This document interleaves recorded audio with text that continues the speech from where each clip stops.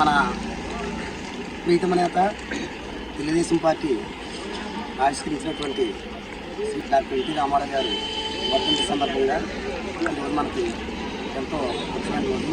అయితే ఆ రోజు ఎన్టీ రామారావు గారు సినిమాలో నటిస్తూ బడుగు బలహీన వర్గాల వరకు ఎలాగైనా సరే ఆ వర్గాలకి మనం న్యాయం చేయాలనే ఒకే ఒక కారణంతో గూడు నీడ కల్పించాలని ఒక ఉద్దేశంతో దానినే ఒక జెండాగా తయారు చేసి ఆ జెండానే అజెండాగా మార్చుకొని ప్రజల కోసం రాజకీయాలకు వచ్చినటువంటి వ్యక్తి డాక్టర్ ఎన్టీ రామారావు గారు. అటువంటి వ్యక్తి పెట్టిన ఈ పార్టీలో అప్పటి నుంచి చంద్రబాబు నాయుడు గారు అదే కొనసాగిస్తూ ఈ రోజు వరకు కూడా దానిని అవలంబిస్తూ పార్టీని ముందుకు తీసుకెళ్తున్నారు.